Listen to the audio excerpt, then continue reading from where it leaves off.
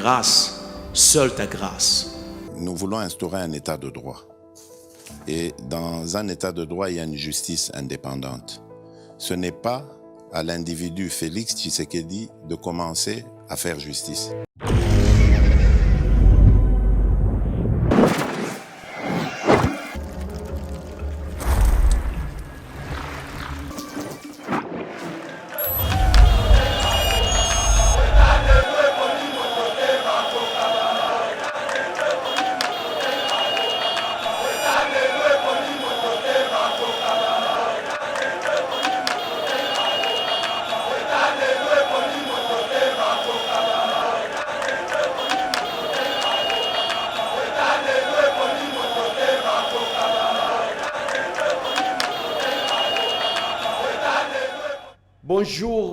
Bonjour, bandeko nyonso bolandaka biso partout na Yeba TV, ba abonné, bandeko oyo ba apresiaka musala mona mboka Trésor Lumumba salaka pona mboka, mbote na bino, bisika bino bofandi, lolenge bolandaka biso, na ba remarque o bosalaka biso pour que la communication est comme un peu na perfection. Vraiment, tozali reconnaissant na bino, merci et na nyonso boza kosala pona biso pour que communication na biso et comme na perfection. Mbote na ba abonné nyonso ya Yeba TV soki ozali na no abonné te, il est grand temps de s'abonner pour de ne rien rater concernant les informations politiques na République démocratique du Congo. Boye ba malamu boye bandeko partout bisika bozolanda biso ke l'objectif du président de la République, son excellence Félix Antoine Tshisekedi Tshilombo, na 2018 poto komati 2023 n'était pas d'abord d'attaquer les M23 ou soit d'attaquer les Rwanda. Mais nazo yebisa bino ke makambu sikoyo parce que nazo na komi komona na ba remarque tozo sala bato ebele na ba commentaire na bango, bato ebele na ba émission na bango ba memaka ba makambu na négativité. Nazo mona ba kuluna na monga fula Moïse Katumbi azosa la stratégie. Mais batala ka point fort te oyo mokonzi ya mboka président Fatia Kosala, même sur sa sécurité propre, même sur la sécurité de la République démocratique du Congo. Ben fort wana ba mona rangote. Nde yangwana lelo toza face à la caméra na Yeba TV Totali Sabino après la mort des deux commandants. Makambo e salemana nute après la mort des deux commandants yaba M23. Eza vrai et bakoufi tokotangi la bino na communiqué ya ba M23 parce que par rapport ya ba défi majeur oyo mokonzi mboka esengeli a relevé tozali pena nini tozali pena insécurité à l'est. En tout cas ezali parmi ba défi toyebi bien bilenge belé même biso pe ba jeune tozana posa ko travailler après tout tozana posa pe ba nommer biso ba ministre ouais parce que ba qualité ezali soki ba yina domaine na bitumba to bunda biso toza génération oyo après ba départ ba mukoko biso netoye biso tozoya après départ ba mukoko na ba makambo salaka tozala kaka de ngana masa ngana no yokaso ezala bandeko na biso René ezala tout le monde que vous connaissez ba mona ko ba Benjamin tout ba ye après biso baza bilenge lokola biso me ba o ba ye après biso. Mais pourquoi pas on peut travailler, pourquoi pas biso to travailler. Donc pour na kotali sabino ke 5 ans ya président oyo bato ebele babenga kaye président nommé boyeba ka yangoti babenga kaye président nommé babenga qui est nommé par Kabila, nommé aussi par Paul Kagame. Et ça là qui chanson ya bandeko opposition. Mais à un moment donné yambo etena pesa information ya message ya FRDC pour le peuple congolais na parti ya niveau ya est ya République démocratique du Congo. Yambo eteto ya kotanga communiqué oyo ba M23 basali après ko bomba ba commandant na bango. Tika na yebisa onde konanga congolais partout bisiko zolandanga ke bato ebele ba monaka président de la République lokola nyamana bango. Pendant que Tshisekedi s'est préparé, pendant que Kabila a détruit l'armée pendant 18 ans, à chaque fois n'insiste pas. Pour on appelle ça Congolais, moi message à Mouké, moi calcul à Mouké. De 2001 à 2018, Kabila n'a jamais formé l'armée. Kabila n'a jamais même réorganisé l'armée. Kabila n'a jamais même recruté des jeunes pour intégrer l'armée. Bon, à supposer chaque fois que la calcul que militaire a souka en 2001, tant que Kabila comme président de la République, Azalaga peut-être en 25 ans. Aujourd'hui, a 18 ans. Déjà, ça au-delà de 50 ans. Mais à Tigali ko recruté. Et ce qui a recruté, mais à quel plus loin, qu'on y a côté la biso infiltration dans la armée. Mais à un moment donné, ça la biso passe. À un moment donné, na regrettaka. Aux hommes, nous avons l'émission, nous avons commenté. Au tali profil na ye atie. Au tali elongino bike mutazo commenter à cause na ba 50 ans. Mais azo poser une question. Moi na mboka Trésor Lumbu, qu'est-ce qui manque na président de la République d'aller attaquer directement les Rwanda? Batebele balobaka bongo. Botake ka Rwanda makambo sila to silana. Wana agissement ba congolais baza inconscient. Trop pressé, trop agitant. Mais président de la République atalaki. Et comment à un moment donné dans le discours, discours du chef de l'État sur l'état de la nation, et comme à un moment donné, mon conjambo a vraiment lobby malgré des humiliations subies par les membres de FCC. Mais tout tenu parce que, et comment il n'a pas FCC, Bazali Koloba na mon conjambo à un moment donné, il y a un soutien au président de la République, à venir politique vraiment exalité. Mais le président de la République a se tenir.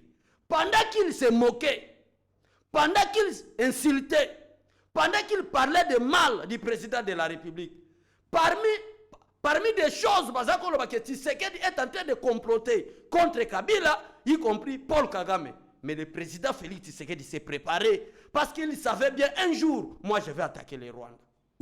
Ça c'est le message du président Félix Tshisekedi. Pendant que personne ne le comprenait,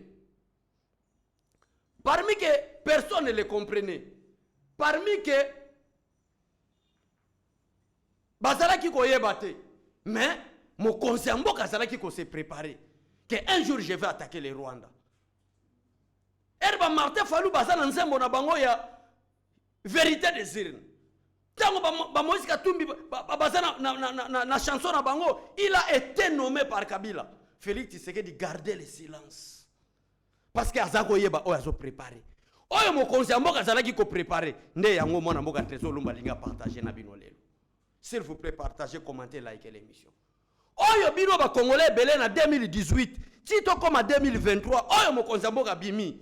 Ba pression oyo bino bozalaki ko tia par rapport à Rwanda, par rapport à l'insécurité, par rapport à l'armée. 5 ans mobimba wana était que le président de la République s'est préparé pour attaquer valablement les Rwandais. Ndeza sujet au moins mboka Trésor Lumbu ayo so na bino ndeza parmi ba sujet o to so partager na bino dans des trentaines, quarantaines minutes to se séparer na biso mutu na mutu ake ko s'occuper na musala nae. D'abord pona koloba makambo na bandeko nyonso boko landa nga partout na yebisaki bino 5 ans ezaki ya préparation ba ligne de front tout eza normal makambo zo kende calme mais yambo te to koma wana bose la mwana mboka Trésor Lumbu atangila bino eloko moko. Concernant l'armée, la République démocratique du Congo reçoit d'une façon incroyable sa première livraison des avions d'attaque qu'on appelle des Mwari. L'avion d'attaque qu'on appelle Mwari est équipé de missiles et de bombes très à haute altitude. Il dispose également d'un canon de 20 mm et de caméras électro-optiques pour des missions de reconnaissance et de surveillance. C'est le rôle de cet avion. En dehors de ça, donc à un moment donné, tant que tu as les missions, bota ndenge mutako banda, bota ndenge mutako loba, pour que vous comprendre makambo biso to loba. En dehors ya makambo biso to sako yebisa bino ke on a reçu des drones.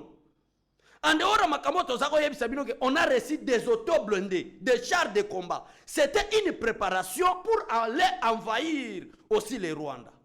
Mais aujourd'hui même, nous sommes 15h30 minutes. La République démocratique du Congo a imposé Babilo Kotoko Yebisabino. Bino Bokanisa qui est c'est de la comédie politique. Ce qui Katumbi, les autres là-bas, ça la comédie politique, bazo comprendre te. Wane tali bango. Mais quoi à ce que moi, Namboka Trésor Lumba Sabino, jamais son excellence Félix Antoine Tshisekedi Tshilombo fera la comédie politique. D'ailleurs, avec cette allure où les choses vont, ceux qui Félix Tshisekedi a commis indiscipliné politique comme les autres, Nenga Bazalaki, Yakozala soifé du pouvoir. Par quel miracle constitutionnel, Nenga IDP Sabundaka, en dehors, Yakosala Bitumba, en dehors, Yakosala rébellion. Par quel miracle bateau bako sa même communauté internationale pour que Félix Tshisekedi ait pouvoir. Ça je vous dis vrai. Ça je vous dis vrai. Nabandeli malobananga. Si aujourd'hui Félix Tshisekedi est un discipliné politique comme les autres, sans citer les noms, en tout cas, Agobeta même plus que Mobutu, plus au-delà, il y a 42 ans, il y a 32 ans. Ça je vous dis la vérité. Ça, je vous dis la vérité. Parce qu'à l'heure actuelle, il n'y a aucun politicien congolais. Ou à côté de Malélo, qui n'a réclamé ville morte pour que Mokile Ningana base à la sensée à Koyeba. Qu'est-ce qui se passe au Congo? Personne. Et ça, nous avons dit que Lelo, Ngaï Nenge Sali Boye, Nazo Bimisa, Batuna Balabala. Et Batupe Bimina Balabala, Ndenge IDP Sasa Bimisa. Je ne crois pas. Jamais. C'est que va perdre. Raison pour laquelle moi, je suis Trésor Lumba Koyeb Sabino. Ce qui est là, Mokonzi Yamboka, Félix Antoine Tshisekedi Tshilombo, alors que à travers le peuple, n'a pas béchole nanga, n'a pas parlementaire debout nanga, n'a IDPS nanga, n'a pas action n'a pas ça dans le peuple congolais. Ngai mokone na zabwe na décidé. Je vous dis des choses vraies. Moutakote de mela, Mokonzi Yamboka Félix Antoine Tshisekedi Tshilombo à Kozalate. Voilà. Donc, en dehors. Il y a deux personnes qui ont des commandants rwandais. Il a bien communiqué, il y a M23 pour que bande konabiso ne sobaye tout ce qui se passe na kati ya mboka nabiso ba source sur ezo continuer ko benga. Yo pe tia commentaire na yo, yo pe poser question na yo, to yebi be Steve Konde aza si ma caméra wana akotali sabiso. Des sources sûres. Ça je vous dis, en dehors il y a des commandants. En dehors il y a bateau wana bakufi oyo lelo ba Wilingoma na ba porte-parole mususu na panique ya Paul Kagame ekoti après des commandants o bazalaki ko mema ba troupe ya ba Rwandais o to ko benga d'autres termes ba terroristes rwandais pour que baya ko kota mushaki ba bimatsi na Kichanga. En dehors na bango il y a des sources sûres qui confirment sur des conséquences des frappes chirurgicales de l'avion de chasse des FARDC hier, mardi le 16 janvier, affirme le décès du colonel Bati Erasson, l'un des bras de Sultani Makenga et du ministre. Voilà. Donc, Bande Konanga, des choses vraies. Des choses vraies. Moi, Namboka Trésor Lumbu, Azako Yebi Sabino. Ba photo, ya mutuana izaliawa. Malheureusement, on n'était pas souple. Il y a continué de l'ango DG Shadrach pour que Atali Sabino ba colonel wana bomo nandenge akokufa. Mais ba photo wana ezali. Je crois avec l'assistance du DG Shadrach et de Steve Konde, peut-être bobo banda mona ba photo ya bato wana ndengo. Ce sont des commandants. Ce ne sont pas des militaires simples rwandais, mais ce sont des commandants rwandais. Oyo Paul Kagame atiaki na disposition ya kozwa Kichanga ya kotia insécurité Masisi pe Ruchuru.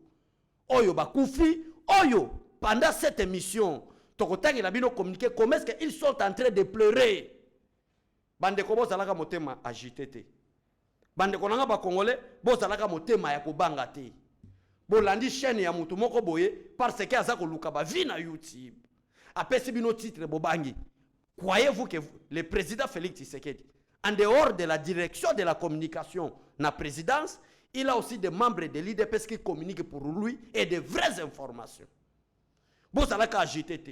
Il y a une place dans le que politique, bon, ça l'a motema te et ko beta yo, ko bel attention. Politique, ça l'a motu pour bien réfléchir. Oyeba makamunde ke nini za kokende. Ba kufinde ko kufa. Frappe beti bango. Ndesi ma frappe wana, ils sont tellement nombreux. Si ma frappe wana bande konanga ba congolais nde place baye ko sala communiquer. Hein? Place baye ko sala communiquer. Tozo tangela bino ngo bande konanga, il y a de bonnes choses.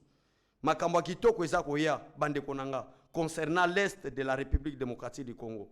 Makambu ya bien ezali koya.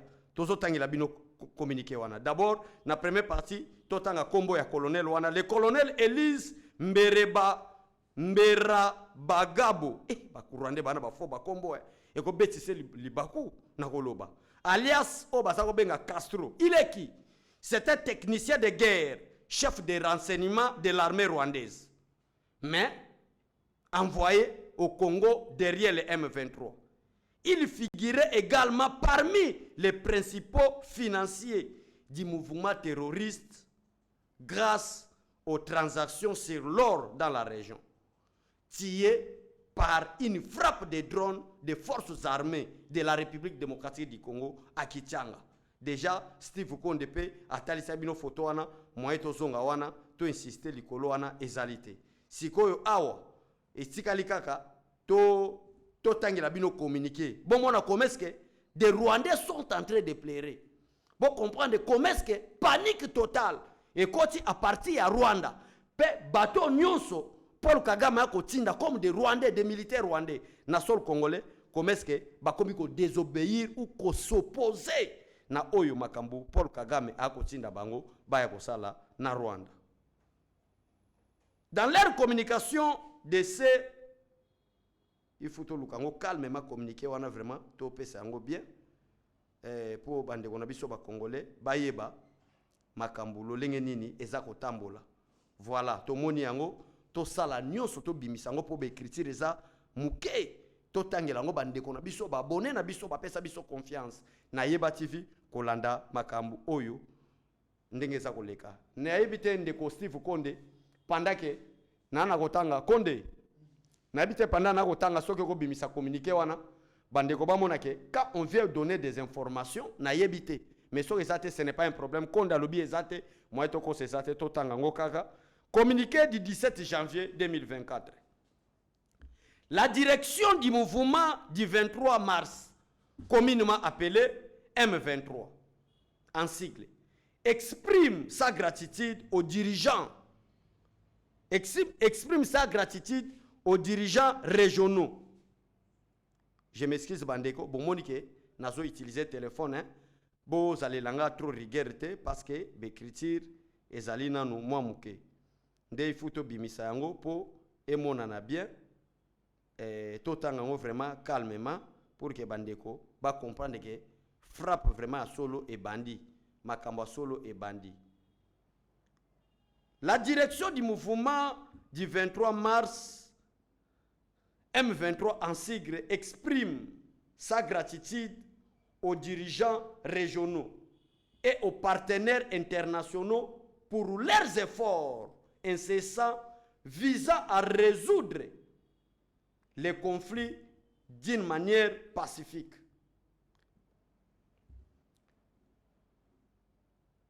Visant d'une manière pacifique à l'est de la République démocratique du Congo et s'attaquant aux causes profondes des conflits ainsi qu'informe par ce qui suit. 1. Le M23 a respecté les cessez-le-feu. M23 a respecté les cessez-le-feu imposé par les dirigeants régionaux et les partenaires internationaux que le régime de Kinshasa a bafoué et ignoré le mardi 16 janvier 2024.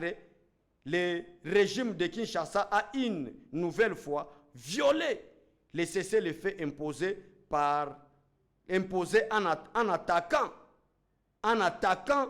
les forces sur les lignes de front et en conduisant des actes d'assassinat derrière nos lignes de front, tuant deux de nos commandants. De ce qui précède, le M23 a bien compris les messages lui adressés par le régime de Kinshasa et y répondra de manière adéquate. Fait à Bunagana, le 17 janvier 2024, le porte-parole du mouvement du 23 mars, Laurence Kanyukwa. Voilà, on les a communiqué. Communiqué na bango wana ye pourquoi bande konanga ba congolais ndenge boko landa biso. Pourquoi c'est communiqué à ce temps? M23 oyo bazalaki ko lingate mokonzi mboka solola na bango.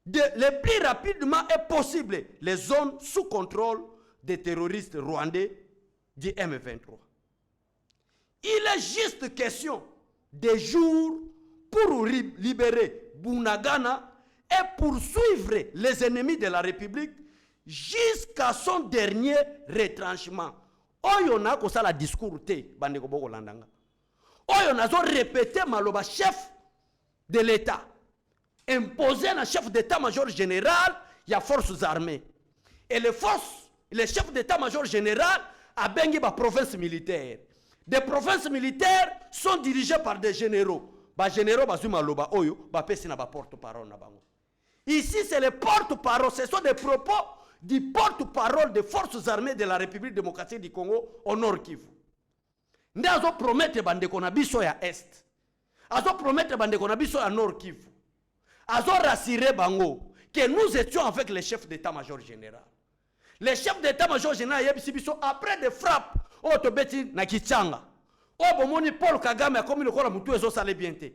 O bomoni epesi panique na niveau ya Rwanda. O epesi panique na Bunagana. Bandeko, je vous dis vrai, Bunagana jusqu'à présent est sous contrôle ya ba terroristes rwandais. Mais bandeko nanga ba Congolais na ko yebisa bino baza sous panique. Baza très paniqué et comme même avion à transport. Et quand l'avion de transport ouais ça bango ba rwandais et ça koleka. Mais ça la panique na Bunagana croyant que ce sont des avions de chasse ou des drones. Est-ce que place bino boza? Boko bete la Fatima bokote. Ceux qui me conzambo quand on sommes avion de chasse. A kolembande Congo Airways. Bon poser question bon côté na banette. Bon tuna combien coûte l'avion de chasse? Combien coûtent les drones avec des infrarouges? Pour couper ça, des drones de surveillance et des drones d'attaque. Combien coûtent des hélicoptères d'attaque? Tous ces matériels, on a koye bisabino. FRDC azali nango. Yango na bosomo na la fois passée, Paul Kagame akeko kima na Pakistan. Basala kabajili kopa na Union européenne te. Na États-Unis d'Amérique te. Pendant ce temps basala ki na bango. Pendant ce temps basala ki kotinda Paul Kagame. Allez créer des atrocités, allez bombarder le Congo, allez attaquer l'Est de la République démocratique du Congo, allez violer des mamans congolaises. Bazala ki ko pesa Paul Kagame, bastation anti-missilité. Mais les lots armés, forces armées de la République démocratique du Congo, ils en ont. Les lots sont capables, bande konanga ba Congolais na ko yebisa bino. Les lots sont capables. D'ailleurs, bande ko ebele, bazala ka souple na information, ba pesa nga réseau que lui-même, le chef de l'État, son Excellence Félix Antoine Tshisekedi Tshilombo, a l'obaka yango déjà parmi la télévision, soit la radio na biso à Kinshasa. Abi ezala ngope question ya kotinda ba troupe na mabelete pour attaquer les Rwanda. Kaka parti à Sud Kivu na biso. Kaka parti à Nord Kivu na biso. Tokoki ko en finir avec ba Rwandais une fois pour toutes. Déjà mo konzambo aye moko aloba yango. C'est-à-dire toutes ces choses-là. Au moins na mboka Trésor Lumbo azako énuméré na plateau Ayeba TV.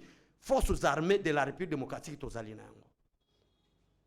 Nde yango wana bandeko na ba Congolais, raison pour laquelle bomoni papa na biso Guillaume Ndike qui est le porte-parole ya nini ya forces armées na partie est de la République démocratique du Congo a promettre bandeko na biso à Nord Kivu ayez vos apaisements makambo Bunagana makambo ya Mushaki eza makambo lisusu ya ba semaine te etikali likambo ba jour toyebite kozala na poko alelo ou soit kozala na poko alobi toyebite mais tozo promettre bino message outi ye moko na mokonza mboka après ba frappe tobeti bango na Kichanga après des pertes humaines to infliger ba Rwandais ba komi na kati ya kobanga biso pe tozali na ko avancer objectif Bunagana tango toko pezwa ba zone o ezali occupé par des Rwandais o ba mama na biso banyoka mitamulai toko stopper wana te toko kende ti place au babombama na dernier jusqu'à son dernier retranchement, c'est-à-dire jusqu'au Rwanda.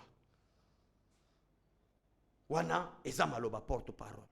Donc bande konanga na yebi be comme un moment donné Katumbi ko banda somba ba journaliste parce que Congolais avec $100 aza capable de tout. Koza na bateau bazana ba grand esprit le kola biso. Na moni oza muta ba anti valeur quel que soit l'art na yo. So ina mon pe eza infraction zo zo mbata na gifle mbata. Voilà, bata ba on a Congo bazala kate. Congolais est trop facile en matière à l'art. Congolais est très faible en matière à l'art. Toyebi malamu ke bakosomba ba journaliste. Toyebi malamu ke bakosomba ba pona ko désinformer bino bobangate. Tala mo konzamboka lobi boy. Pays nyonso ya Afrique du Central pour le moment a osé ko attaquer République démocratique du Congo. Toko répondre bango convenablement. Pays tout, un pays qui était nulle part. Un pays qui était dans le néant, classé aujourd'hui 8e en Afrique. Ndekolanga, à un moment donné, soso la malaria, oye ko le kana plateau pour accuser le président de la République de ne rien faire. Bato musu c'est ça, musala musu c'est senga inango kaka diplomatie. Baye baka ko solo po balongo la biso embargo, mais ils étaient incapables. Les lomo konzambo ka longo la biso embargo. Et nous avons acheté oyo ba américain basalelaka, o ba ris basalelaka. Des raisons pour lesquelles na début émission na oyebisa bino bande konanga ba congolais. Ba kosa biso trop na bato ba kenda ba université à Milai. La souveraineté du peuple c'est la souveraineté de l'État c'est le peuple. Lokuta! La souveraineté de l'État c'est l'armement, c'est les forces. On répond à une force par une force. Si vous n'êtes pas fort, États-Unis a redominé bino. Raison pour laquelle aujourd'hui c'est pratiquement possible. États-Unis a osé attaquer même Corée du Nord. Corée du Nord n'est pas classée parmi les meilleures puissances du monde. Corée du Nord n'est pas classée parmi des pays qui composent le Conseil de sécurité. Parce que ceux qui va comprendre le Conseil de sécurité, les autres dirigeants monde. N'y a pas ça, bango ba droit de veto. Corée du Nord n'a pas de droit de veto. Mais les Américains vont attaquer bango. Ce n'est pas pour dire que des Coréens sont plus forts que des Congolais. Jamais. Parce que les armement makasi. Nde mo konzambo ga bandi ko bongisa armement. Donc, ba M23 na association na bango ba Rwandais ba komi kolela. Ba komi ko loba na communiquer. FRDC a respecté cessez-le-feu. Mais Ertozala qui n'a bino bosako pousser biso na Yeba TV. Ndeko mona mboka Trésor Lumbu, président attaqué, bo respecter cessez-le-feu. Or que biso lelo tozala ba garantie. Lelo FRDC a attaqué par batte parce que nous avons des garanties. Bon que ne rotanga ba résolution ya conseil de sécurité bimi semaine coulée. Ba imposer au gouvernement congolais de prendre toutes les dispositions possibles pour nous côté la insécurité na SABA M23 na AFC ya Corneille Nanga. Pour vous dire que des choses sérieuses ont déjà commencé. Ayez vos apaisements. Bobanga yelo komogote. Armée na biso est commis déjà na niveau à top, na niveau à likolo, bitumba oyo porte-parole ayego yebisa bino ke ezami kambo il y a quelques semaines. Voilà première partie émission ngeto lingito sur labino yango wana. Mais yambo teto chité to comme inabiso na suka. Plus de 25 chefs de l'État seront au stade de martyrs. Prestation et serment. Depuis Congo, où est sa première prestation à serment au Salema.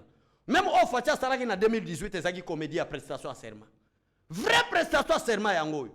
Oh vraiment ba Congolais ba organiser l'élection, Congolais a solo abimi, ba inviter ba chef d'État, même les Américains, ba tindi délégation na bango. Joe Biden a talé à l'Iro Congo, ils ont qu'un empire de Congo. Délégation américaine, il y a président Joe Biden, Barozala Awa. Nazala qui pressé, na bossani papier, na koma qui a mené si combo, a Dieu nae, les ambassadeurs d'ici. Envoyé par le président Joe Biden. Poutine, Azotinda, ba délégué nae. Mais ba pays africain, je crois tout le monde sera là, sauf Paul Kagame. Parce que bisson de Tolong, la Paul Kagame na pouvoir. Président Facho Bomboni, Nazolongo la Paul Kagame na pouvoir. Et ça m'a camboé quelques jours. Croyez à ce que je vous dis. Nazolongo la Jean-Baptiste. Je suis en train de crier dans le désert. Croyez à ce que je vous dis. Togolongo la Paul Kagame. Ndé pour lancer la mobilisation. Bande Koba Congolais. Partout Bissika Boza. Stade de martyrs et Zaline espace vert et belé. En dehors, il y a plus de 80 000 places à l'intérieur. Toya stade de martyrs. Oyo tozo sala samedi le 20 janvier 2024 oyo to benga bongo l'indépendance totale. Même mise ya communauté internationale, même mise ya ba lobbying et kozala soute na kacha mabele mboka oyo. Boya ebele. Mokili ba comprendre que réellement Félix Antoine Tshisekedi Tshilombo en dehors ya armement parce que ndenge ben photo yoki ke ba militaire ba beta mboma pour Félix atika pouvoir te. Wana mona moyen inciter ba militaire ezate ndenge to yoki. Peuple père a parlé de que babi malibanda mais moi to le belango mingezate to comme en 2018 nous amène à venir makambo eza koya Maintenant, il y a un peuple congolais. Tout ça là. Bokanga mana ba information au té. Oh, somi bakuluna. Po papa moko na États-Unis benginga, basana ko kabola moko na bakuluna. Ba saboter investiture. Il y a président de la République. Pourquoi des fausses informations comme ça? Un kuluna, mutabanga ata gaza pamba bani ko kima. Aya ko saboter investiture, il y a président de la République. Ça c'est quelle information? Ba journaliste ba topesa ba fausse information. Botala la sécurité à président Mokonzi Mboka. Est-ce que on a déjà cortège à Mokonzi Mboka? T'as la fati à la sécurité. Cortège n'a pas mbaké zole comme on façon ba di petandami. Ndenge ka ba kumbela mutuka. Ndenge Mokonzi Mboka zoleka. Yo mo esalo so moi. Merci beaucoup na DG Shadrack. Merci beaucoup na Steve Konde, na staff technique Mobimba ya Yeba TV, na plateau Botike, Bopesa Ibiso pour informer les Congolais concernant la situation à l'est de la République démocratique du Congo. Soyez rassurés que Makambo est à Makambo quelques jours. Partagez, commentez l'émission. Tout le monde en a incessamment. Merci beaucoup. Na madame, moi, na président Chiquito. Président Chiquito, on a bossé à Nikombo pour les lobby. Joyeux anniversaire. Mais photo Steve Konda, le jour Moussous. Botiga la malam et à tout à l'heure. Commentez, partagez et likez l'émission. Que Dieu vous bénisse. Merci. Seigneur, que ta grâce, seule ta grâce. Nous voulons instaurer un état de droit. Et dans un état de droit, il y a une justice indépendante. Ce n'est pas à l'individu Félix Tshisekedi de commencer à faire justice.